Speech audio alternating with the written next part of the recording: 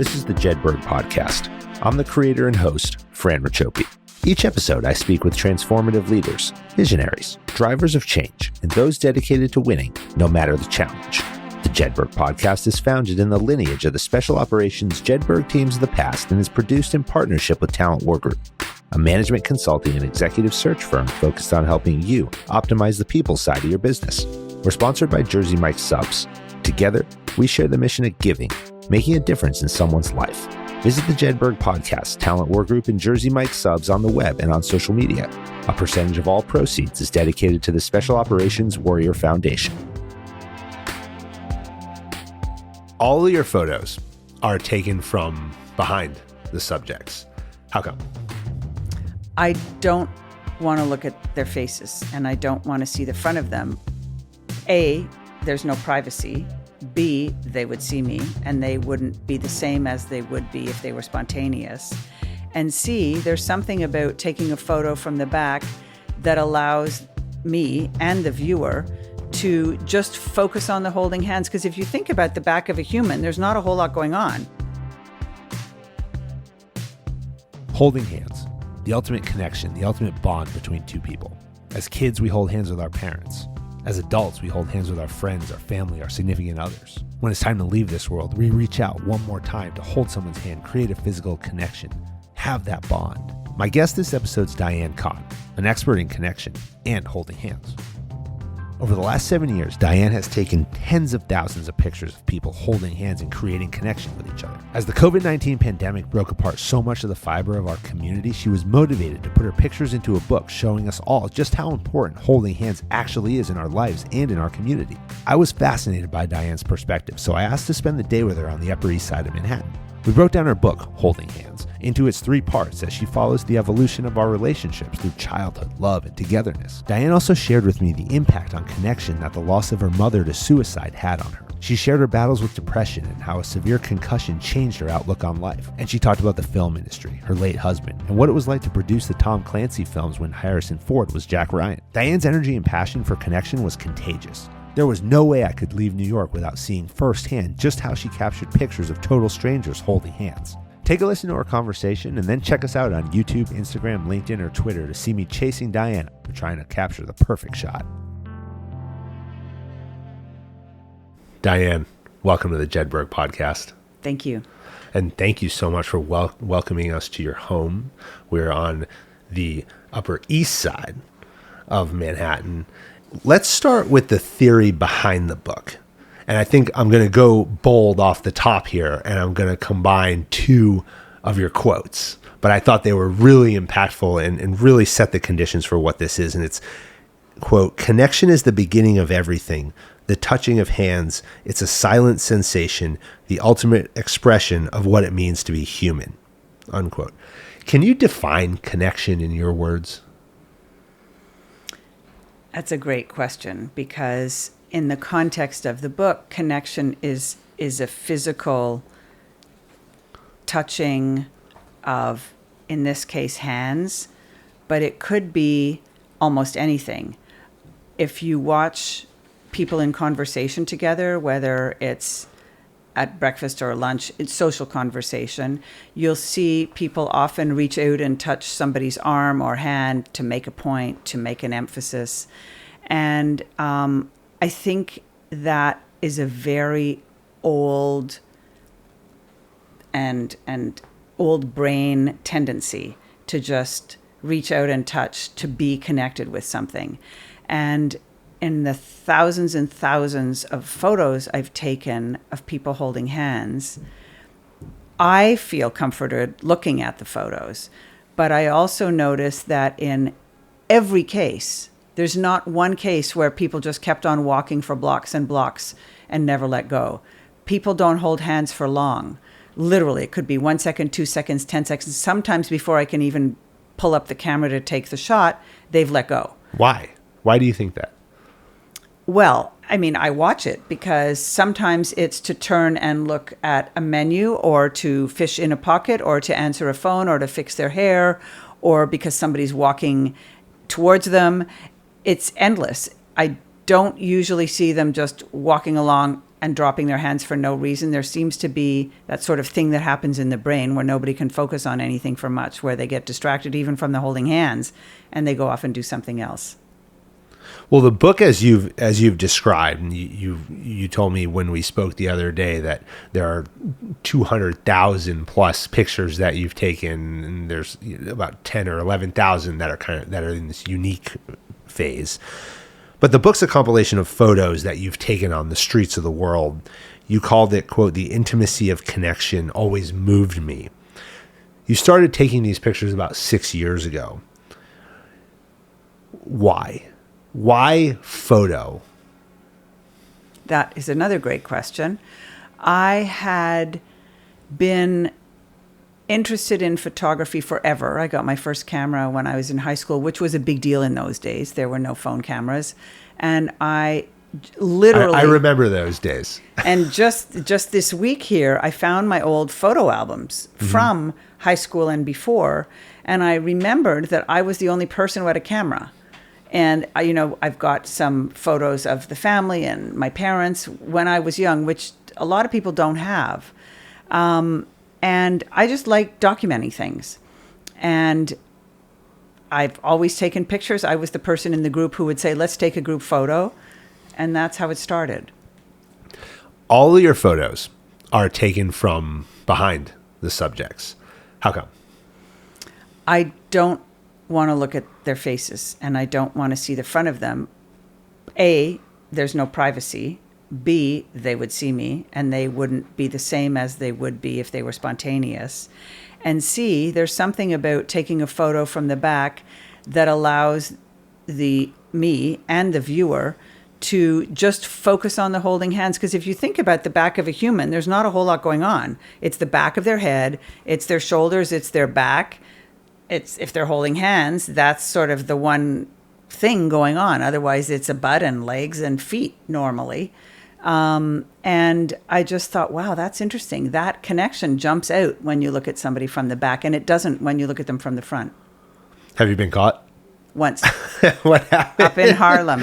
I was walking behind this group of people and two of them were holding hands and I got a little too close, I guess, which can be very close. I can get right behind people. And at one point, one of the guys in the group turned around and said, "Hey, she's taking your picture." And I just stared at my phone and pretended I was just looking something up and crossed the street. That's the only time. That's pretty good for 200,000 photos. That's amazing. What makes for a good, genuine handhold? And I asked that question because it's almost followed by a secondary question of, are there photos of people holding hands that you won't take because it's not genuine? And have you gotten to the point where you can kind of look and assess, that's genuine, that's fake? I can't tell the difference. I mean, I know there's famous stories. There's one, I won't name the couple, of this couple that was walking along holding hands one night, literally, and then 2 days later they filed for divorce. So, it doesn't necessarily indicate anything. But it is really interesting because if you look at the photos in the book, you'll see that people hold hands in a myriad of ways. There's the full clasp handhold, there's the linked, fingered handhold, there's the one finger handhold, there's the thumb handhold. I was walking behind a couple yesterday and I couldn't get, I took a shot, but it's probably too blurry, but they were two guys walking along sort of holding pinkies, which I hadn't seen before. And sometimes they're unique handholds that you can't even imagine with like backwards like this or something, or straight hands like this that somebody's holding. But I figure any way to hold hands is good because the person is getting that oxytocin and lowers anxiety and pain and blood pressure and lowers heart rate. It's really great for the system. Well, I did want to ask you kind of about the science behind it a little bit. Can you expand on that and talk about why is holding hands so important for that connection and when it affects you and your emotion and how you feel in that moment? Why is that different from a hug or sitting next to somebody? Well, I think on a scientific level, it's different because there's so many nerves and literally connections in the hand. It's incredibly sensitive. especially the fingertips. So people notice when they're holding hands, and I can remember, I have to think about it, but I can remember the first time I held hands with my late husband, Mace. I can remember the first time probably with most of the, in my case, men I held hands with. I can remember the first time because it's a big deal, especially when you're young. Well, that brings up my next question that I had is, I think when you, especially for guys, and you think about holding hands, right? And for sure when you're younger, there's like this stigma behind it, right? Oh, I can't hold hands. That looks weak, or that my friends will laugh at me, right? Or someone might think I actually like them if I hold hands. What's your thoughts on the stigma that's behind that? That might help explain to me why not many people in their late teens and 20s that I could find were holding hands. I'm serious. That's like my low. If once you look through there, there's this great young couple in Paris. There's a photo in the book. They're in Paris and they're holding hands. It's rare. I've often looked for teens holding hands and did not find it often at all. Well, I went through the whole book last night. So when we got it, actually, my son, who's 2, I was telling you about it, he was looking at it with me, and he was pointing, and it was great, because I think when we spoke the other day, I was telling you about how when you really think about holding hands and the effect that it has on you, it is this progression through life. And you told me that you never set out to write or create this book out of your pictures, but the COVID-19 pandemic almost proved disconnection with people, which then motivated you to say, well, I have these pictures of connection and community and relationship that I can put out to the world. Can you explain why you were moved to do that because of the disconnection created by the COVID-19 pandemic? So many people talked about they just wanted to hold somebody's hand, or they just wanted to touch somebody's hand, and during COVID. And I remember a grandma telling me that she wasn't allowed to see her grandkids, but she got so desperate after whatever it was, 5 months, that they all had masks on, and she had her kids. She loved the kids, but she really wanted to see her grandkids. Mm-hmm. She had them bring over the grandkids, and she threw sheets over them and hugged them. Hugged them through the sheets, which I thought was brilliant because it gave her the sensation of hugging them. She wasn't holding their hands, but she was hugging them. But that in itself was a way of connecting with them. And I think that hunger for connection has driven humans forever, actually. Mm-hmm. When you put all these photos together and you had to organize them, I thought it was fascinating that some of the things you really don't think about, and I didn't think about it until you talked about it, was that, how do you organize these, and how do you organize these in some logical manner that's going to make sense? And what you settled on was to tell the story of connection and community and relationships through handholding in almost a life's chronological order. And so starting from childhood, moving through adulthood, and then into the golden years. And you named those 3 sections, right? Holding hands is childhood, holding hands is love, and holding hands is togetherness. I want to talk about each one of these sections, but I would, if you will go with me on this, I would love to talk about your life, because you have had a very unique life, and the path that you've gone on has varied in so many ways. And it's so fascinating, I think, if we could talk about how connection and relationships change through the course of your life as we talk about you and where you come from and the journey that you've been on. Okay. So the first chapter, okay, as you know, but for everybody else, is holding hands is childhood. For you, it started in a small town in Quebec. You were one of 5 children, and your parents instilled in you and your siblings this sense that you would be each other's best friends. How did growing up under that aura as one of 5 set the early conditions of life to make relationships and connection such an important factor in your upbringing? Well, the first thing that comes to mind visually is that we played together as kids, which might sound odd, but we played together all the time, us. And we had a cottage on a lake. I'm not going to say a country house because it was a rustic cottage that my engineer father built on a lake. And we had boats and we had a dock. And we didn't know the neighbors because everybody came from different areas. And the neighbors on one side didn't have any kids and neither did the neighbors on the other. So we just played among ourselves. And my brother, who is 8 years older than me, is he the old? What's the oldest. Spread between the five? 8 years. 8 years. But 9 years between the oldest and the youngest. So he's 8 years older than me, and he used to wake us up on Sunday mornings to play cars. So the way you play cars is you go in the living room, and on the way you detour through the kitchen, and you get a saucepan lid for your steering wheel, and whatever you can find to be your ancillary items in the car. And you go in the living room and you sit yourself on the couch or on a chair and you take off the cushion and you put the cushion on top of you to make it like you're in the car. Right. And you've got your steering wheel saucepan lid and you've got your ancillary items. So that is a wonderful memory for me. And it helps if the ancillary item makes noise, so it could be a horn.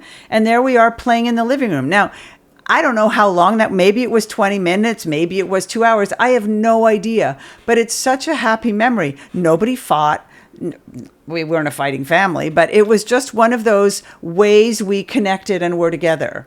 And that happened we played China animals. We had literally had China animals, dogs and cats and horses, and we just used to play Chinas.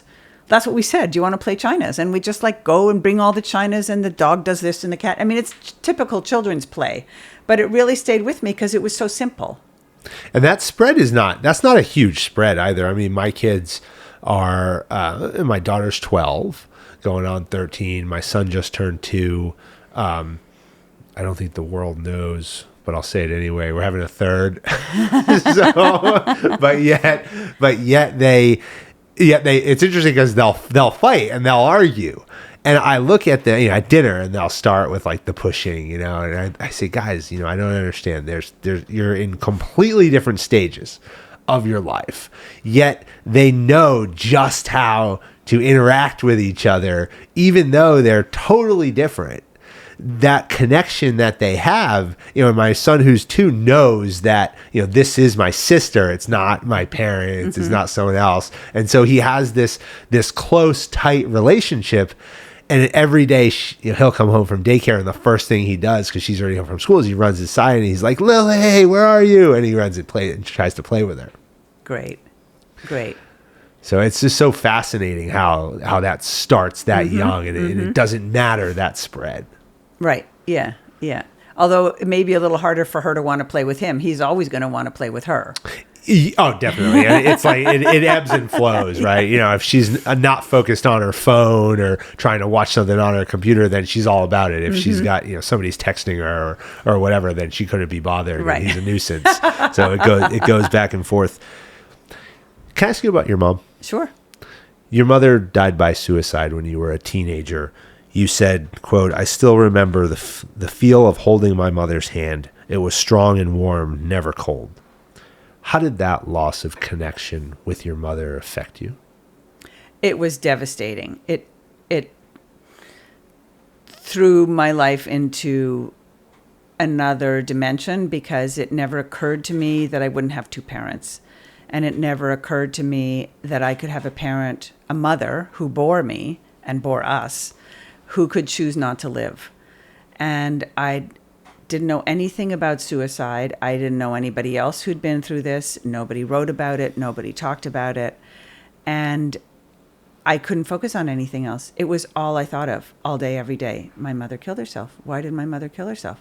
What happened? Why didn't I stop her? Why didn't I call? All the time. All the time. I mean, I can't emphasize it.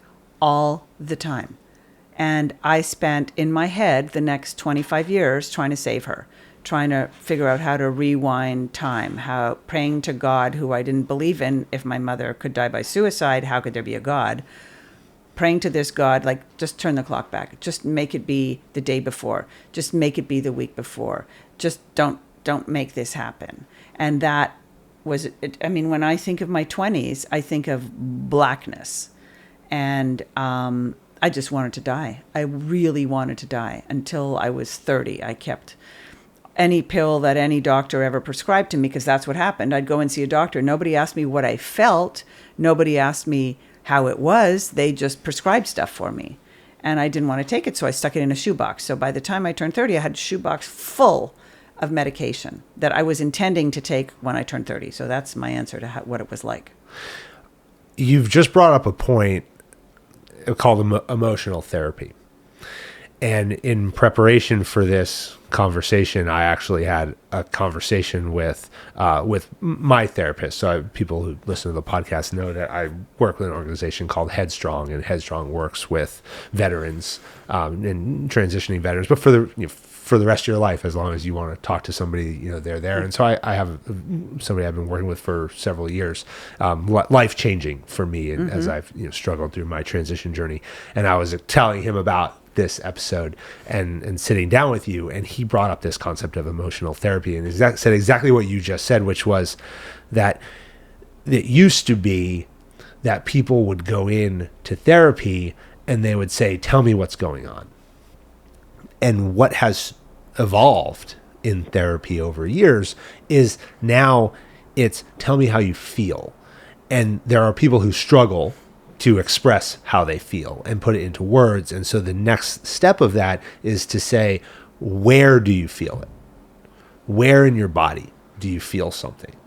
And, is it in the chest? Is it in, the heart, the head, right? And then through identification of where you feel certain things, right, for lack of a better term, then you can start to work on the driving factors that put you there. And I thought that was a really interesting point and topic that was brought up and that you just kind of referenced here, especially in terms of, how do you feel when you do hold someone's hand? And I think about it. I think about holding my mother's hand. I think about my father and holding my father's hand. I had a father for 30 years longer than I had a mother. It's a long time. So he was my only parent for 30 years. And I would still hold his hand, just even as I grew up, just because I liked holding his hand and I loved him. Yeah. There are some key words that you've identified with each one of the sections of this book. And I would like to throw them out here and ask you why you chose these. And so for the childhood section, you use safety, guidance, connection, direction, kindness, necessity, fun, and calming. Why those in relation to childhood? I think they all refer to reasons why one would hold a child's hand, to keep them safe, because they're vulnerable creatures. I mean, you see all the time kids learning how to cross the street on their own, right? Look left, look right. And the parents are sort of like, do I let them go? Do I not let them go? Do I let them go? Do I hold their hand? Do I not hold their hand? It's, they're vulnerable, and they're vulnerable creatures. And then you'll see parents and kids walking along swinging their hands, which is the fun part, really swinging the hands, or two parents picking up the kid, on either side while they're holding hands. And so I think each of those represents a reason why one would hold hands with a child. I found all of them. We're going to get into the other ones in a minute, but I found them fascinating because I found the whole book fascinating, and maybe I should save it to the end, but I'm not going to. It's just you pick it up and you look at it and you say, well, it's a book of people holding hands, of pictures, but there's just so much. It's so much deeper if you'll take the time to embrace what you're looking at. And I found as I came across those sections with those key words, then when you go back and you look at the pictures again, keeping those words in your mind, it's like it comes to life. Yes, thank you. Yeah, that's the intention. The second part of the book is holding hands is love, which you've quantified love as this adulthood. How come? Why do you call it the adulthood love? Well, when you think about it, it's hard to figure out what to call that section. it's not just adults because it starts fairly young. We figured sort of 18, 20. And it's not, couples can mean anything now, but it just didn't always feel right. There's a couple of threesomes, like 3 people holding hands in the book, not many, but there are a few of them. So I didn't just want to call it couples. So, okay, let me just call it love, because that's when people discover adult love, usually at some point on some level in their lives. So for you, adulthood brought leaving Canada, coming to the U.S., initially going into finance industry, and then transitioning to film. Can you talk about that journey? You called it getting out of Canada. It wasn't. It was one of those rare cases where my father had a green card after my mom died, and so we came in under his green card because we were under 21 at the time. So that's how I didn't expect to be coming to the States, but that's what happened. And then in graduate school, when I was interviewing for jobs, they offered me a job in the States because they said you can work there. So I took it, and that's how I got here in the first place. And I have dual citizenship, which you're now allowed to have. And it's been really interesting, but I also am aware I have a lot of friends all over the place, and a lot of them have friends from college in the town I don't have any friends from college anywhere in the country because I didn't go to college here. Right. And none of them came down here. So that's a little bit different, but it's been a great experience to be here. And, Americans are sort of out there with everything, as we know. And I think it made it easier to take the pictures. I didn't find as many pictures of people holding hands in Canada, for example, as I do here. I mean, granted, I live in New York now, and there's people everywhere, and just yesterday, I must have taken 8 pictures of people without trying. I just couldn't resist because someone's like, oh, I'm not going to take that. Oh, I have to run too fast to catch up with them. But these were just great. We have a lot of pictures, too, from California.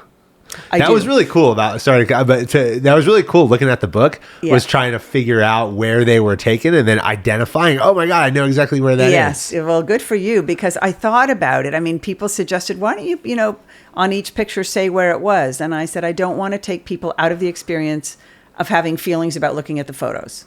Yeah. That's why there aren't that many quotes. I had twice as many to start with and just pulled them all out. Yeah, there was a lot on Santa Monica. Venice Beach. That's where they hold hands. Yep.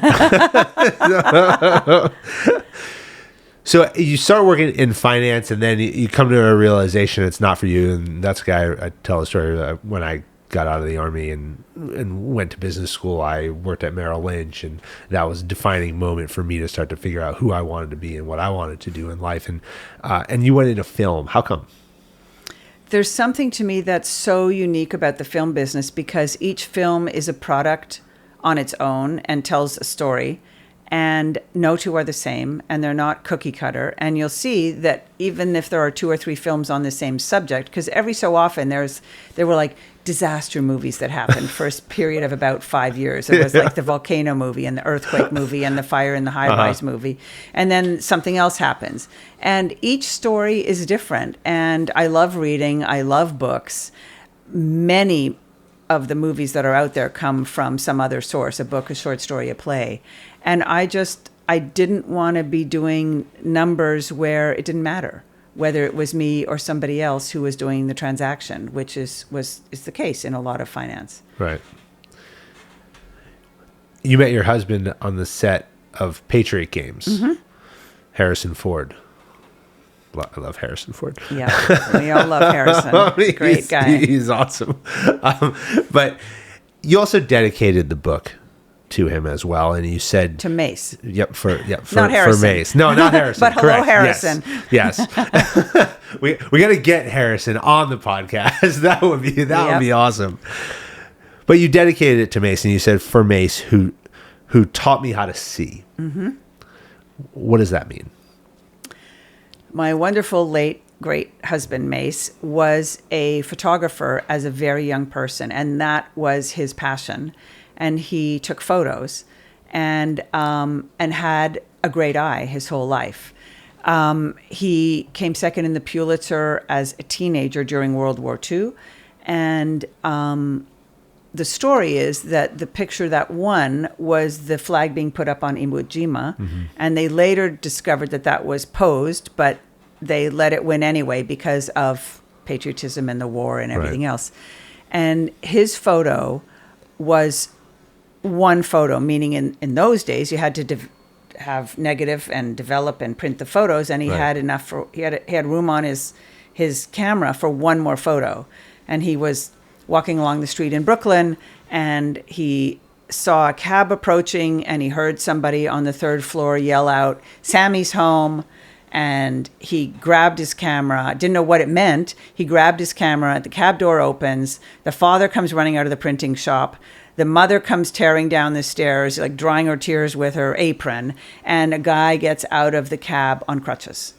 And the photo, the one shot he got, is the father with his hand on the son, the mother hugging him, tears in the father's eye, the printing company in the background, and the soldier on his crutches. Wow. One shot. And he taught me how to see that one shot. Now, I still have trouble doing it because I think in the end it's a natural talent. And a lot of his heroes, David Douglas Duncan was one of them, the war photographer. He just had a way of inserting you into the photo, and that's what Mace did. And he looked at all my photos, and he's the one who said after about 80,000 photos, "What are you going to do with all these photos, sweetheart? Why do you keep taking them?" And that's when I thought, well, I better do something. And that sort of started the process that led to the book. Was he hard on you? No. But he would just say, "Good, okay, when he'd see the photos. And I learned a lot about taking photos. And earlier, I thought you were going to ask me about what makes a good photo. Well, let's ask now. Okay. So I discovered... I asked him what makes a good handhold. Yes, so I know. The secondary question, what makes a good photo? So I discovered, and if you saw my computer, you'd see that I think I've got a great photo, and there's a couple holding hands in a great way, and it's close up, but there's somebody walking a yard ahead of them, so there's somebody's clothing or a leg or a bag or something in the frame. And I discovered that if there's nobody else around and it's just isolated couple holding hands, as you can see in the book, those are the best photos. It forces you to double focus. Not only are the holding hands the focus of the couple from the back, but there's nothing else in the shot to distract you. Wow. As you went through this phase of your life, and you talked earlier about depression, and I don't think I didn't ask you, this, you said you spent this 25 years where you were trying to save your mother. As you built the relationship with your husband, how did you handle that? And how did you come out of it is really kind of what That's my question is. That's an emotional question. I appreciate that. It turned out that my husband's mother suffered severe depression. And that was really interesting to me. And he struggled with depression his whole life. And he was what we call high functioning, as I was considered, because I could still go about my day. I never spent a day in bed, neither did he. We always got up and had our day, but with this sort of, in my case, a vice around my head, sometimes for days on end. And, it helped him understand what happened to me when I had periods, especially in my 30s and 40s, where I was severely depressed. It didn't show. We'd still go out to dinner. We'd still go out to dinner parties, but I just wished I were dead, and I wished I would wake up dead. I'd fly and wish the plane would crash. It's hard to explain, but there's a book by William Styron, which was very famous, called Darkness Visible, which is a short book, and it's about his experience with depression. And the way he describes it is real. And it's the one book I've read that, more than once, that really puts you in the place of somebody who's struggling with severe depression. And there's no easy answer, except in my case, I feel like I've collected a toolkit of things to do to help me feel better. And it turns out taking the photos is one of them. Yeah. What else is in the toolkit? Daily meditation. no matter what, I want to emphasize, no matter what meditation. And when I first started, I put a timer on for 3 minutes, and I thought about my to-do list and everything else and what the day was like, and this was stupid, and why would I do this? And the timer went off, and I said, well, that didn't work. Literally, that was and I didn't try it again for 10 years. But I tried it again. There are a lot of free apps, I have to say, and one of the great free ones is UCLA Mindful, and they're free. And they're guided meditations starting with 5 minutes. And I have a lot of younger friends, and I say to them, nobody can give me a good reason why they can't spend 5 minutes a day meditating. Nobody on the world, on the planet can give me that. And I will not give it up for anything. If I have to get up at 4 a.m, which I did for a show recently, I'll wake up in time to meditate first, because it settles me for the day. And frankly, it brings me from the ceiling up to the ground level. And it doesn't need to be all woo woo, because we had that the similar. I asked Sean Lake from Bub's Naturals about this in an earlier episode, because he was very big on meditation, and that's a supplement brand, and he's very big on that. And I said, it was the first person who brought up meditation to me, where I stopped and I said, tell me how you do it. Because people put, again, we talked about stigmas earlier, but they put a stigma on something like meditation and say, like, no, I have to be all, weird and levitating, and it's not it at all. It can just be quiet. You can just turn a timer on for 5 minutes and breathe in and out. I mean, literally. I mean, try focusing on your breath for 5 minutes. It's really, really hard. I can't focus on anything for 5 minutes. It's really hard. That's an eternity. And for some people, yoga is a meditation. For other people, exercise is a meditation. Almost anything can be a meditation. I mean, I love the concept of labyrinths, where you 1 foot slowly, or even heel toe, walk around it, forcing yourself to just focus on that. The words you attributed to this love phase were vulnerable, support, hopeful, grounding, transformational, centering, energizing, and sexy. Why those? Those are actually my experience. They're my experience. I mean, I feel that all of those came with being in a relationship. In this case, I'm referring to my relationship, which turned into a marriage. And I experienced all of those. And I thought, well, okay, I'm a human. Everybody else is human. I'm guessing that these will apply to other people as well. And it seemed like they did. They were all fairly specific and also able to be general. Yeah.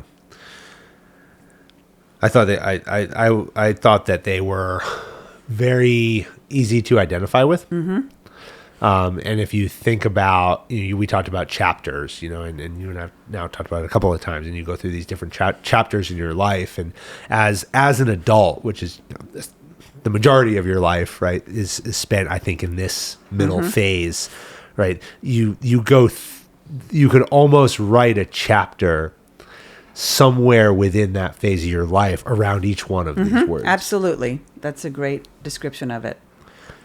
The final section of the book is called Holding Hands is Togetherness. 5 years ago, you fell on a sidewalk in California and you suffered a blackout concussion. Can you talk about what happened? Yes, I was, one of my other daily tools that I use is exercise, and I walk 4 or 5 miles every other day, no matter what. And I was doing my walk, minding my own business. I had just crossed Sunset Boulevard, took a step on the sidewalk, and next thing I knew, I remember being in a blackout, which was weird. I heard a scream, and I woke up and realized I was lying on the sidewalk, and I was screaming. And some people ran over to help me and said, "You fell." And I said, "What happened?" And they helped me stand up. And I said, "I'm fine, of course." And they said, "Your face is bleeding." I said, "I'm fine. I have to go to the dentist." Literally, I was 200 feet from the dentist's office where I was headed. So I said, "I'm going to the dentist." And they said, "But you should go have an ambulance." Yeah. "Nope, don't need an ambulance. I just need to go to the dentist and get my tooth fixed." So I show up at the dentist, and they said, "What happened?" "Oh, I fell on the sidewalk. I'm fine." So they brought me ice and Advil for my face, which, was bleeding over here. She did my dental work. I called my internist, and I said, "I don't want to go to the hospital. I'm fine." So he made me an appointment with a plastic surgeon. And I went and had 28 stitches down the side of my face. Wow. It was that? Yeah. Cut that badly? Yeah. And the dentist worked on you when you had all of that? But it was closed. You know how like it's not arteries and stuff here. Right. So it was closed and iced and it wasn't bleeding. So when he took all the glass out of there, because my sunglasses had smashed into my face, and all the black glass from the sunglasses was in the wound. Anyway, the headaches didn't happen until a week later, and the headaches started, and I had a headache for a year and a half. Straight. A year and a half straight, somewhere in my head, either in the front or the back, or a migraine, which I'd had before, but never like this. Always, it was dull ache here, it was a dull ache here, it was a dull ache here. Along with, I was dizzy, I couldn't focus, I couldn't fill out a form, I couldn't read. I was in the middle of Moby Dick and I had to put it aside. So I had all these things going on, and I had MRIs and I had scans, and every male doctor said, you're fine. There's no bleeding, there's no cracks, everything's fine. It's like, it's not fine. I can't drive a car. I'm so anxious I can't sleep. I'm afraid of having a blackout. I'm dizzy all the time. I can't read a book. I can't focus. It's not fine, but you're fine. So I had to beg for vestibular therapy. And meanwhile, so that's going on the one hand. I'm functioning. I'm sleeping. I'm getting up. I'm, cooking. I'm having my day. I'm working on my photos. The one thing I could do was look at the photos on the computer. For the first 3 weeks, I really limited my computer time. But after that, I started looking at the photos. And even in that horrendous state, because it turned out I had post-concussion syndrome for 2 years, even in that state, I felt better when I looked at the photos of people holding hands. Even in that state, it made an iota of difference. And I thought, wow. At that point, I still wasn't sure what I was doing with them. If that can help me in this state, can it help other people? And that's always something that I think about is, can I be of service? How can I be of service? And this book is part of my way of trying to be of service and pass on the good feelings. Yeah.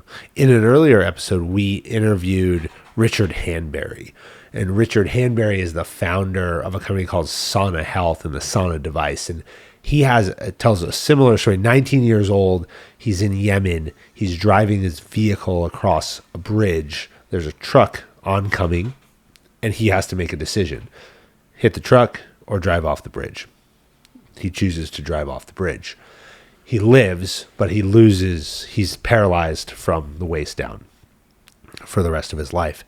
As he's laying in the hospital bed, he had tremendous nerve damage, and he's in this amount of pain where the doctors tell him, based on the amount of pain that you're in and the level of narcotics that we have to give you, we'll give you 5 years to live before you. And their assessment was that he would succumb to the pain or he would take his own life due to it.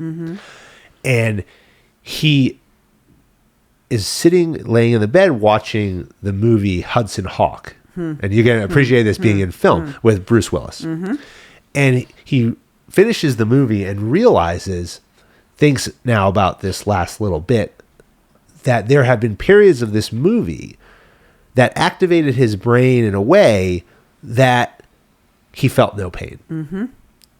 And he's not a scientist, he's not a doctor, but he starts to think, no one is going to save my life for me. I have to do it myself. Is there a correlation to the visual stimulus in these sections of this movie that could train neural pathways in somebody to take pain away? And he has dedicated and devoted the rest of his life to the development of this sauna device, which has received now the conditional FDA approval, and he's won all sorts of innovation awards. And he's worked with Richard Branson, and he's worked with people who've done the around the world flights, where he's helping them sleep better because these devices are being developed to retrain the neural pathways to interpret pain. Is it a sauna? No, it's S-A-N-A. S-A-N-A. Sauna. Okay. Yeah. Wow. Now I have to look Health. that up. I'll send it to you. I'll send you the episode. Sounds great. It's really fascinating. But your story reminds me of that because it is those stimulus which can almost take those sensations away. It's really fascinating. And take us out of ourselves for a minute. You know, it sounds like that's what happened when he Yeah. was watching the movie. I mean, I just recently read something like 90% of our thoughts are about ourselves and, you know, self-talk, and 80% of them are negative. So Yeah. if you can get out of your head for a bit, it's a good thing. Yeah, unless you're like super arrogant. Yeah. Well, yeah, then it's always about you. Yeah. Then nothing else matters. And you struggled during this time.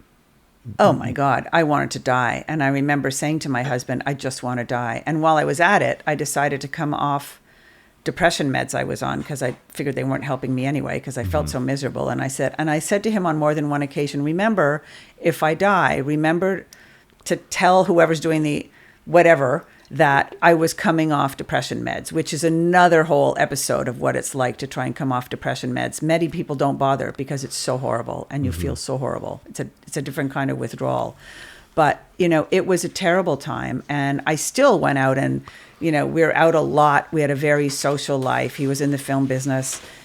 So, you know, I showed up anyway, but it was pure hell. But what ended up helping me on a physical level was an alternate doctor who was trained as an internist, but he was a healer here in Brooklyn. And that was the beginning of like, wow, that and music therapy, which I flew to Toronto to get based on a book I read. So I was willing to try almost anything to feel better. And a lot of it became part of my toolkit. Well, I mean, the alternate therapies I find so fascinating, because we've put so much. I mean, coming out of the military, you talk a lot about post-traumatic stress. You talk a lot about depression and anxiety, and there's this concept of operator syndrome, which Dr. Chris Free talks about. And I mean, I wear a Whoop, to track my my functionality and my sleep patterns, and how does that equate to my rest versus work cycles. But too many times we rely on narcotics. Mm-hmm. And there's the joke always in the military is like, just drink water and take 2 aspirin, right? You'll be fine. And then that ramps up as you come in and you start talking about, I have these other ailments. And for years I was on anti-inflammatories for a back injury. And when I came off of them, I actually couldn't walk because there was pain in my shins. Mm-hmm. Wow. That took 2 months to go away because that had been being masked by these other drugs. But the alternative therapies, I think, we're at a point in innovation medically, but then also in mental health, where we can't be afraid to introduce these things, right? I agree. And something like as simple as this book, right? And how you've quantified this ability to just give it a try, see what happens. Maybe it works. And it's interesting because I have some friends who are therapists, psychotherapists, and 2 of them have said they could give this book to their clients and have them look at it for a week and come back, and they would have months of things to talk about just from looking at the images. Yeah, no, absolutely. The words associated with this last section: healthy, compassion, healing, human, companionship, inspiring, spiritual, and relaxing. I'm going to ask you to describe their importance, but also very importantly, you said, quote, "As we are about to leave the world, we reach out instinctively for a final moment of comfort." Your husband passed away at 93 years old, which is a feat well done in itself. But why in our final moments do we come full circle from at birth? We're born and we're given to our mother, and you immediately create that connection, and in death that circle is completed. Mm-hmm. I think it is completed, and I think it's instinctual if there's another human around. And I think many people will talk about sitting by the bedside of somebody who is in their last weeks or months or moments, and almost inevitably they're touching them somewhere. The hand, the leg, the foot, whatever might be comfortable for the patient. But I think it's this desire to connect. And as far as I know, nobody who's about to pass on knows where they're going. So there may be an issue of fear also about where am I going, what's going to happen. Although towards the end, Mace kept saying, I want to know what's next. I want to know what's next, which I thought was kind of amazing. Yeah. Well, the book has gained tremendous traction in the mental health arena. You're donating a portion of all the proceeds to the book to the Hope for Depression Research Foundation, and you're now involved in a number of medical research studies that are including MRIs and CT scans. Can you talk about what's next? What's next for you? What's next for getting the book out there? And why are these medical conversations with these research institutes so important? Well, two things. One, the Hope for Depression Research Foundation has been around for almost 20 years, and they do a lot of work and outreach working to fight depression and mood disorders. And, this book was given away to everybody at their luncheon last November. And, it's, again, this ties in with the scientist I spoke to most recently, Dr. Cohen down at the University of Virginia, who studies holding hands. He gives a class called Holding Hands, which is bizarre when you think it's like, who would have thought there's a class in holding hands? But it turns out there's very little literature. If you look up books on holding hands, you won't find any, and other than this one. And there's very little literature other than the obvious. It lowers blood pressure, it increases oxytocin, it's good for the brain, it's good for the soul. There's not much written about it. So this scientist at UVA has been doing MRIs of people who are holding hands with somebody outside the MRI, and they give a small shock to the person in the MRI and see what happens to their brain when they're holding hands with somebody and when they're not. And they notice that if they're holding hands with somebody, the pain doesn't register nearly the same way as when they're by themselves. And I said, we've been in touch, and I sent him a copy of the book, and I said, have you ever done research of what happens looking at images of people holding hands? Because I'm going to suppose that looking at images of people holding hands is going to change somebody's brain, even infinitesimally, because it certainly does to mine. And I have some friends who've written me and said they keep the book beside their bed and they look at it at night so they can feel better before they go to sleep. So I'm going to be working with him. I'm going down there to speak, and I'm really excited to talk about it some more. All right, I have a test question for you. Okay. Do you believe people when they say they don't need anybody else? No. Okay. I had a feeling you were going to say that. I asked the question because I mean, the whole conversation has been about connection. It's been about relationship. And as you've told your story, your story is based in connection and community and building these relationships. And I believe, I agree with you. I mean, even the Dalai Lama doesn't stay alone all the time. He's out there in the world connecting to people, I think, and maybe he's comfortable for days or weeks. I know many people go and be in silence for a long time, but it doesn't mean they don't need people. And I don't know that many people other than the odd hermit you hear about up in the hills for 20 or 30 years. Statistically, everybody is always in connection with somebody somewhere. Some people, as I was told years ago, you don't ever need more than a handful of friends. But I think we all need somebody. And I think there's a lot of songs written about that. And it's good for the brain and it's good for the health to be in connection with people. Yeah, I agree. Well, Diane, as we close out, the Jedburghs had to do 3 things every day as their core foundational tasks, their habits, the toolbox, as you mentioned a few minutes ago, and you've mentioned a couple of them here, I think. But they had to be able to shoot, they had to be able to move, and they had to be able to communicate. And if they did these 3 things as the foundations of their everyday, then they could apply their focus to more complex challenges that came their way. What are the 3 things that you do every day to set the foundations for success in your world?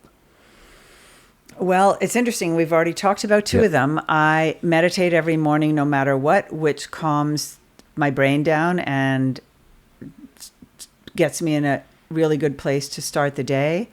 I exercise every day, either something like Pilates or some yoga or walking. And I connect with somebody every day. There's never been a day that went by that I can think of that I didn't speak to at least one person.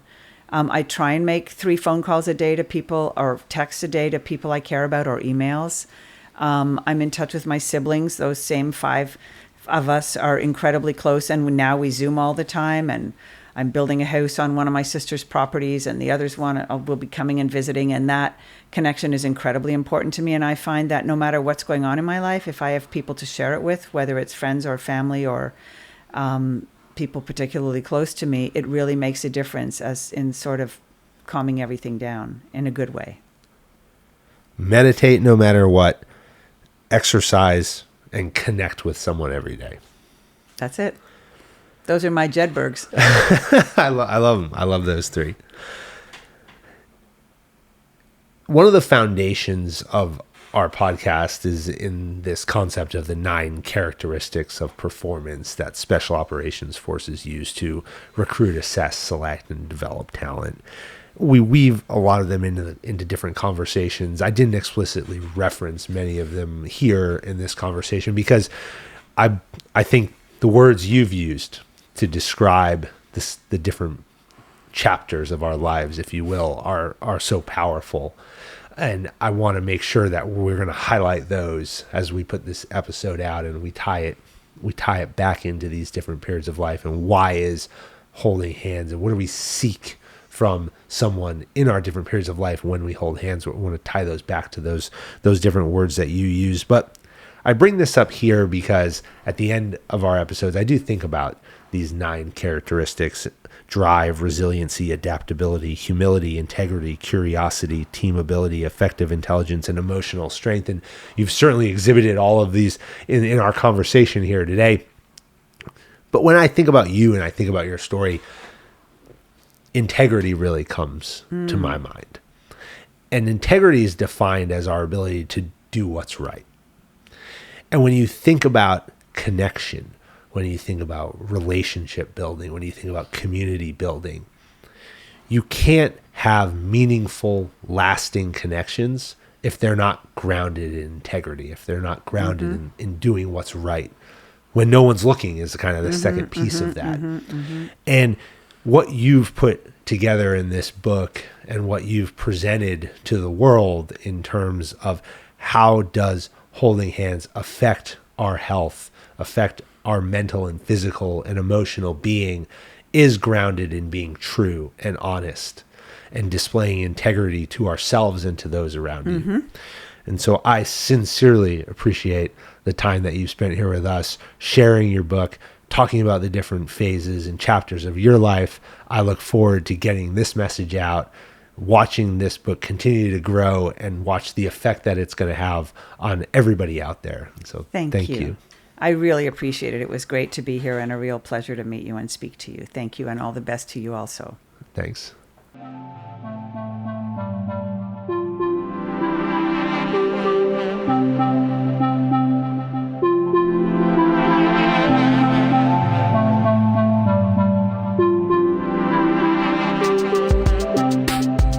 American Jedburghs went on to form the foundation of the United States Special Forces and the Special Activities Directorate of the Central Intelligence Agency. Thanks for listening to the Jedburgh Podcast. I'm your creator and host, Fran Racioppi. Join us next week for a new episode on Apple, Spotify, or wherever you get your podcasts. Check us out on YouTube for full episodes, highlights, and other behind-the-scenes content. If you like what you heard, give us a like and leave a review. Follow me, Fran Racioppi, Talent War Group, and our sponsor Jersey Mike Subs on LinkedIn, Instagram, Facebook, or Twitter. Send your comments and inquiries to media@talentwargroup.com. As former members of Special Operations Forces, the Jedburgh Podcast and Talent War Group contribute a percentage of all profits to Special Operations Warrior Foundation, supporting the families of our fallen warriors. Thanks for joining us on this episode. How you prepare today determines success tomorrow.